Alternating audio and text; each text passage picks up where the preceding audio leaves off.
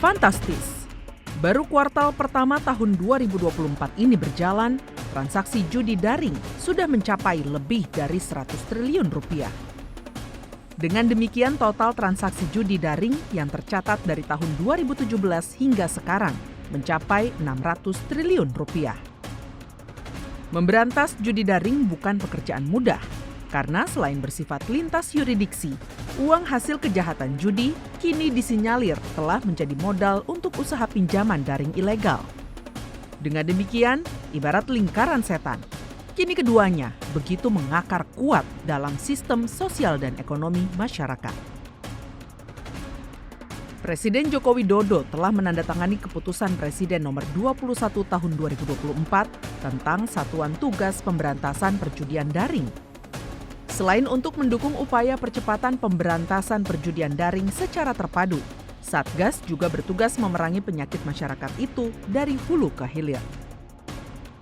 Meski demikian, pembentukan Satgas Judi Daring ini diharapkan jangan hanya menjadi macan kertas belaka seperti yang sudah-sudah. Konsistensi dan ketegasan inilah yang belum terlihat dari berbagai satuan tugas yang dibentuk oleh Presiden. Ya, menurut saya itu adalah langkah yang baik karena memang judi online ini sudah sangat luar biasa ya, yang harus kita berantas dan melibatkan banyak pihak. Oleh karena itu saya mengapresiasi sekaligus juga berharap agar strategi yang bisa kita lakukan bisa kita optimalkan untuk memberantas judi online ini. Agar bisa berdaya guna, tugas Satgas ini mestinya dilepaskan dari jabatan yang semula ada, supaya fokus.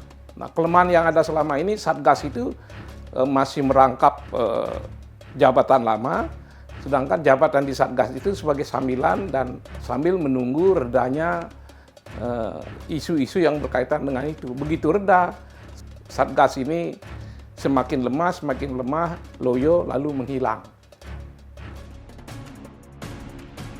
Satgas Judi Daring harus segera mengambil langkah konkret, yakni menciptakan larangan dan penegakan hukum yang lebih tegas terhadap pengguna, serta memasifkan sosialisasi dan edukasi kepada masyarakat mengenai sanksi dan dampak dari judi online. Selain itu, pemerintah juga harus mengatasi akar persoalan dari judi daring, mulai dari memperkuat pendidikan dasar oleh keluarga, pendidikan di sekolah, hingga memperluas lapangan pekerjaan. Yang perlu diatasi pertama adalah pendidikan keluarga, pendidikan sekolah, di mana kita diberikan suatu pemahaman bahwa judi itu dilarang. Memang ada dalam undang-undang, dalam KUHP pasal 303 itu masalah judi. Nah, kemudian kalau sudah pemahaman itu baik, adalah suri tauladan dari kita sendiri. Ini penting sekali diberikan pada masyarakat.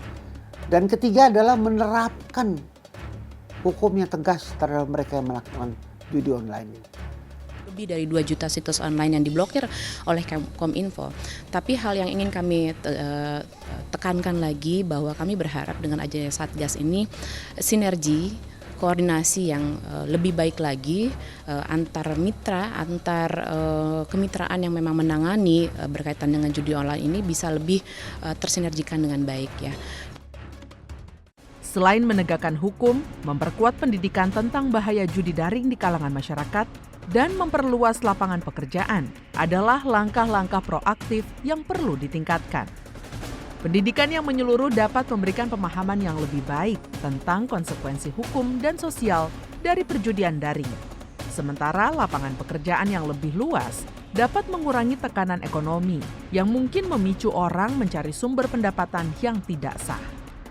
Dengan demikian, Satgas ini tidak hanya bertindak sebagai penegak hukum, tetapi juga sebagai penggerak perubahan sosial yang lebih luas, membantu melindungi masyarakat dari dampak buruk perjudian daring.